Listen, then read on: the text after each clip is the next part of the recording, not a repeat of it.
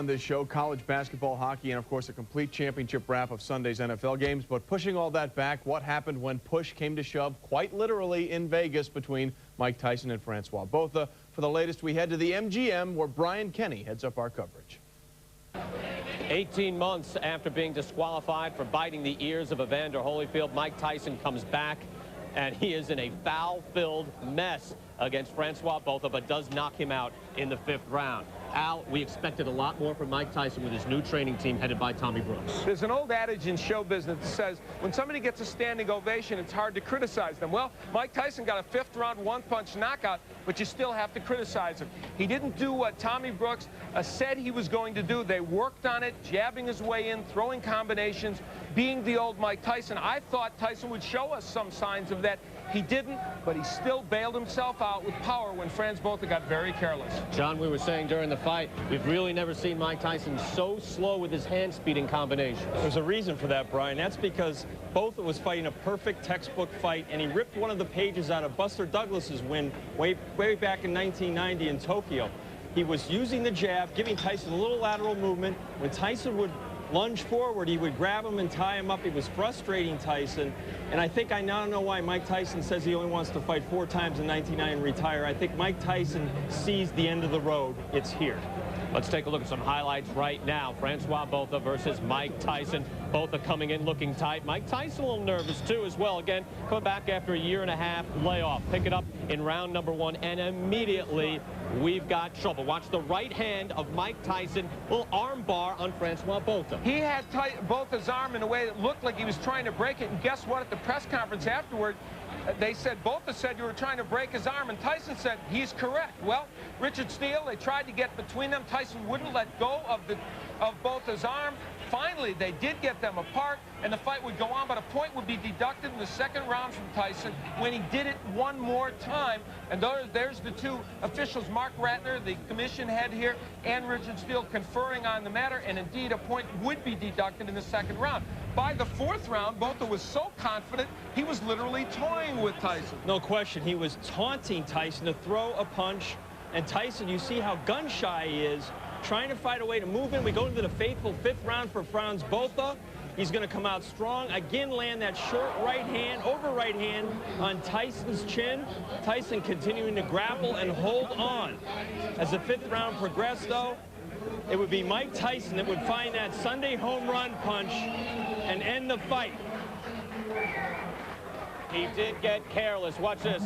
Frans Botha, a little Sweet Pea Whitaker, but he's not Pernell Whitaker. He's a lot bigger than that. He doesn't have that skill, and it would be Mike Tyson showing a vintage short right hand again. We've got this video provided by Showtime, so this is all you get to see, the very end of the fight, where Mike Tyson does, in a classy manner, come over to Frans Botha and try to pick him back up, apologizing to him at the end of the fight as well. Picking up the man he had just knocked out in the 5th round. Mike Tyson now 46-3. Still, by the way, unbeaten in non-championship bouts, but struggling against a man who had fought only 2 legitimately ranked heavyweights. A spectacular ending, but an ugly bout. Mike grabbed my arm, and he was trying to break my arm, you know, like twist my arm. And I was telling the ref, I said, ref, you know, he's trying to break my arm. It almost looked like you were trying to break his arm there. No, he got rough with me, so I got rough back. I can't remember everything I said to him, but you know, I was trying to psych him out, tell him, you know, everybody's watching you. You gotta start fighting because you're losing. These guys gonna press every button that you got, man. They gonna jerk you, you know. So don't play the game, man. Go along with the program. But he did lose his cool, especially at the end of the 1st round. Yeah, he came back to the corner. He said, "This guy's trying to bum me." Look, you knock the guy out, you got nothing to worry about, you know. I did as much as he could tell me. I did as much as I could do, that he told me. And I'll get better. I just have to listen, I was laid off for 2 years. What do you expect? We're working on it. We'll get better. It's just the first fight. I just walked into the punch. I mean, Mike threw a punch, and we all know Mike's got a lot of power. He's probably one of the hardest hitters in boxing, and I just walked into the punch, you know, a punch that you don't see, and that's a punch that hurt me. Let's take a look at the official scorecards. Judge Bill Graham first, and of the 12 rounds scored by all 3 officials, only 1 round scored for Mike Tyson, and that one was scored by Bill Graham. Of course, a point deducted in that 2nd round. Dave Moretti's scorecard had it pretty much the way we had our unofficial scorecard here, where it would be 40-35. Frans Botha outpointing the former undisputed heavyweight champion. Finally, Dalby Shirley, his card, same deal, 40-35. Pretty stunning turn of events, Al. It really is. You know, one thing you have to say, and Tyson made the point, he's coming back after a long layoff. You expect ring rust, but the trouble is when Mike Tyson fights, he doesn't fight over in Poughkeepsie, New York in a little tune-up fight. He fights in front of the whole world, and all his ring rust was there. It was not a good performance by Mike Tyson, but we have to say this. He kept saying, I knew I was going to knock this guy out. Whether he did, I don't know, but he got it done. And John, when we look and we talk about who could be next for Mike Tyson, well, I think that list got a little smaller. He really can't move up the way he performed tonight. Well, Tyson's going to have to fight somebody that he can beat. And tonight, I think it was a good job of spin control by Shelley Finkel, his advisor, and Tyson and Tommy Brooks to say, we had this guy where we wanted him. We had him boxing. He was adjusting. Mike Tyson was really doing nothing of the sort until Frans Botha got careless. He made that big mistake that we said before the fight he couldn't afford to make.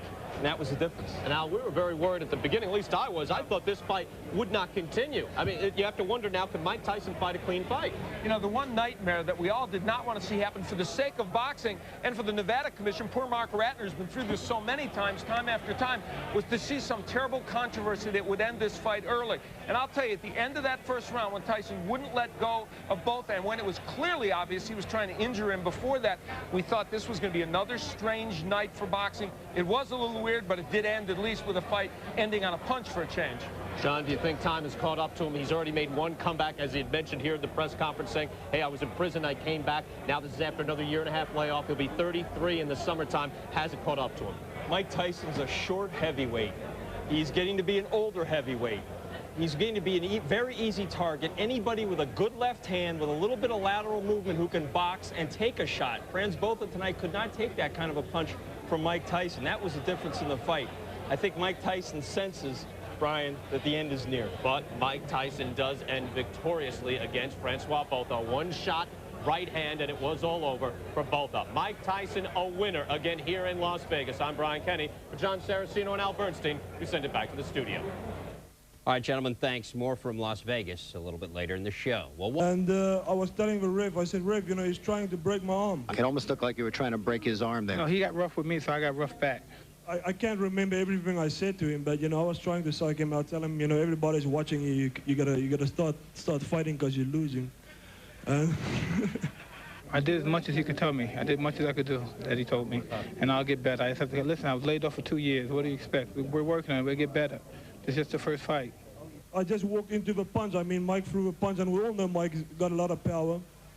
He's probably one of the hardest hitters in boxing, and I just walked into the punch, you know, a punch that you don't see, and that's a punch that hurt me.